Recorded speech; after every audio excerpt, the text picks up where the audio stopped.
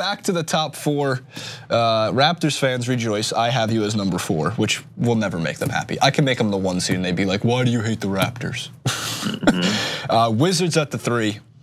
And then I have the Cavs and the Celtics as 1 and 2, but I have them both with 55 wins. I was kind of looking at last year going, you know, if it's not they both have 55 wins, I think they both have 57 or 58 wins. I just don't think there's going to be a giant disparity between the 1 and the 2 seed. And I really don't think the Cavs care all that much about being the 1 or the 2 seed. Whereas I think the Celtics are going to march out with this newfound energy. Again, another retooled team. They got a little bit worse defensively, but they obviously have a stronger offensive presence now with one of the best finishers in the NBA in Kyrie Irving.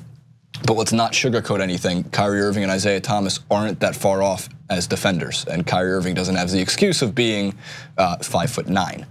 Fun fact, the difference in height between Isaiah Thomas and Steph Curry is larger than the difference in height between Steph Curry and LeBron James. And look how small LeBron James makes people look. The difference height between LeBron James and Isaiah Thomas is probably the greatest difference in height we've ever, well, no, that's not true. Manute Bol and Muggsy Bogues. Yeah. So, those are my boring predictions. Who is your 1, who is your 2, 3, and 4? We know the Raptors are your 5, so you have the Bucks as the 4 then, don't you? I do. And you know, yeah, exactly. I'm expecting the Raptors fans to pan me. They probably stopped listening after I put them at 5. But I will say, honestly speaking, I could see them come out as the 1 seed this year.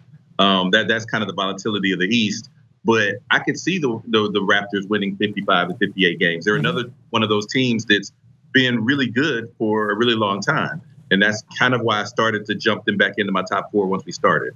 But with that said, I picked the Cavs as the number 1 seed, Celtics at 2, the Wizards at 3, and the Bucks at 4. I'm a little bit divergent from you in that I do think that LeBron cares this year, and the Cavs care a little bit this year.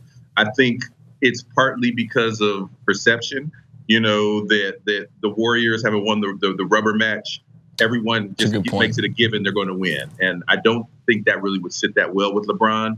But more than that, I think Kyrie saying, hey, I want to go, and then going to the rival, I do not think LeBron wants the Celtics to be the number 1 seed led by Kyrie Irving. I just don't think so. I think there's questions there because Isaiah, when is he going to get back on the court? When he does get back on the court, will Derrick Rose have carved out a niche? Will it be, you know, friction there with Dwayne Wade there too? Now you've got 4 heavy ball handlers that all at one point have at least been in the MVP conversation, 2 of which actually won it. You know, there's potential for friction there. But assuming they solve that, I think Cleveland comes out as the number 1 seed. I do really like what the Celtics did. It's kind of hard as the emotional side of being a fan, right? Because Isaiah had a point. Like that man, like ran through a wall for that city or for that team last year. Him being out on the court right after his sister died with tears running down his face. That, you know, that's in addition to the emotion of watching it as a fan and feeling for him. That's like Hollywood movie stuff. That's like, man, this dude. And so with that said, it was difficult to see them trade him, but the logic was just there. I mean, I think I probably had an article about it last year that they needed to trade Isaiah. And so Kyrie with something to prove. You know, you mentioned him as a great finisher, and that's what he's known as. I think he wants to come out and show that he's not just a finisher, that he can be. Last night he had, 10 or 11 assists in the preseason game? Yeah. I think that's what he wants to be this year, is a real floor general. And if he embraces that, I think Boston has the talent to really build around that, especially with Gordon Hayward. They make a nice 1-2 punch. And I really like Al Horford in the middle as well.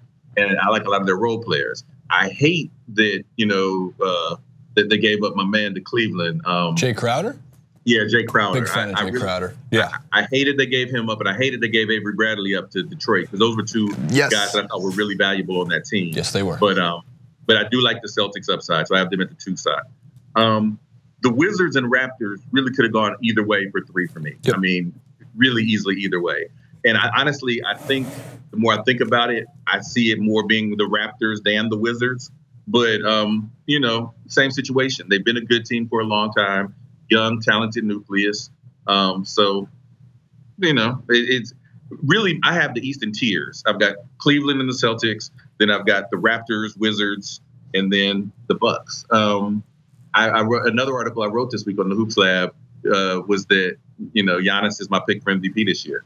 When you look at how much that man improved from 2 seasons ago to last year, I mean, arguably the biggest improvement in NBA history. And I had the nerd stats and plots to show it in my articles. And then you put together that he's still 22 and he's developing a jump shot, and he could almost improve just as much this year, but already starting from a borderline MVP slot. So you take that and you take the fact that Chris Middleton's healthy this year, and he's kind of a perfect number 2 option next to Giannis, and just their mix is kind of an eclectic mix, but their mix of veterans and young talent. Even though with you, I would have had Embiid as a Rookie of the Year, even with 31 games. Malcolm Brogdon was brilliant. Actually had exactly the Rookie of the Year. So, and then Thon Maker, he looked intriguing last year, and looks like he might be getting some starters minutes this year. So it's amazing too, because we don't know how old Thon Maker is. He could be 20. He could be 30. He could be Greg Monroe. Greg Monroe could be Thon Maker. We have no idea, and they play on the same team. But I don't think Thon Maker can grow a beard, if I'm being honest, man. It started 2 years ago, and that's roughly maybe a little bit longer now that we've been talking basketball on TYT Sports, which is it's been great. We've done a clip, I think. We've done a lot of clips. I keep saying we've done a clip. We've done like 75 clips. One of which was who will be the best player in 5 years. And this was about 18 months ago, I think, but my timing is terrible always. I think I just turned 22 a month ago. Turns out I turned 26. Who knew? Giannis Antetokounmpo was the guy that we both pretty much unanimously agreed upon that this guy's going to be the best player when he hits 25 if X, Y, and Z happened. Well, so far X has happened. He started to improve his physical ability in terms of he was very gangly and he had to put on some weight. We were talking about that. And then we were worried a little bit about why, which was the shooting. Can he do more can he adjust to a 3-point shooting league or having the ability to make defenders respect him outside the 3-point line? Well, you look at his tape currently, and you could tell, you don't know, is it Giannis or is it Kevin Durant stepping into threes? I can't tell the difference. Obviously, you can tell the difference. One of them's winning championship rings at the moment, and then I guess Z in this case is the complete package coming together on top of everything, and having the pieces around him, which it seems like they're building correctly. And of all places, and no offense to it, but Milwaukee, which would be awesome to see them as a new small market team to emerge in a time where it shouldn't matter what size market you have, as we've already seen in Oklahoma City. So I love the Bucks. I love the pick for Giannis to be MVP. I'm boring, and I took Steph Curry, and I entirely based it, by the way, off of him just having a better efficiency season than he did 2 years ago. So not last year, but the year before. I'm going like, what? Here's my what if. What if Steph Curry shoots 50% from 3? Like, just what if that happens? Because that's not a stretch. That's right. They're getting better together, and I'm scared and terrified. I can't sleep at night because of it. The nightmare will be over soon. So, Cavs, Celtics, Wizards. Let's just do one little comment then on the Dwayne Wade, J.R. Smith situation. It seemed So they say that Dwayne Wade's starting, right? He gets the starting role. I don't see Dwayne Wade playing starters minutes. So I don't think J.R. Smith should be, if those reports are true that he's a little upset about it, I don't think he should be all that upset. I think if they don't get even minutes, J.R. is going to get more minutes. It's just the idea that it's LeBron's best friend. They have the chemistry, they have a lot of fun together, it's pretty obvious, and they brought over Dwayne Wade on a pretty cheap salary after the buyout. He starts, but he probably plays, 20 minutes per game, while JR gets somewhere about 25, 28, 30, depending on what lineup they're running at what time. Yeah, I mean, that does not seem like it's something that should be a big bone of contention on this team. Just age-wise, JR is going to be getting the extra run because he's on this team full of vets now that's just not going to play that many minutes. I don't know. I'm thinking Wade probably still plays 25, 26 minutes a game. He showed last year he still had something in the tank when the Bulls called on him. I don't think he's quite at 20 minutes a game. That's what Garnett was playing those last couple of years. I don't think he's at that level yet. But I think JR should still be able to get his minutes. He should still be able to shoot JR shots. Yes. And, and they put together a team. I mean, they've been there 3 years in a row. Most likely they're going back to the finals for a fourth year. So I would have to hope that JR just enjoys the ride. Yes, as we all do. Interesting fact I was hearing on sports radio a couple days ago. Until LeBron came around, no player went to the NBA Finals 4 straight years. Michael Jordan probably would have. Probably. Not no player in the sense no team went 4 straight years, and then LeBron came around to make that happen. I don't think Russell did it, if I'm correct on the fact checking. No, Russell won 7 in a row. So is it since the Magic Johnson era they must have been talking about, since Magic came into the league? Because they know Magic didn't do it 4 straight years. They lost in the conference finals and won, and then came back to win it the next year.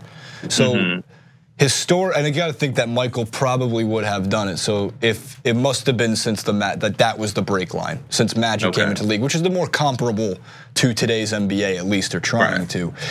Now the Warriors are probably looking at that, although it's a toss-up, as we said in the West preview. And for the East, if LeBron wants to go to the finals for the next 10 years, so help me God, LeBron's probably going to go to the finals for the next 10 years. Leave your Eastern Conference predictions in the comments section below. The Knicks are not an offset team to make the playoffs this year, but Kristaps Porzingis is here to shine. It's coming. The joke I've been making, by the way, is we spent all of the subway repair money on Tim Hardaway Jr. Yeah. Some major metro problems going on there, and ironically, we built the garden on top of the hub for the trains in Penn Station. So, nice. Good job, guys. Crushing it. Tim Hardaway's dad has skills. For that money, we should get Tim Hardaway Sr. too. Just saying.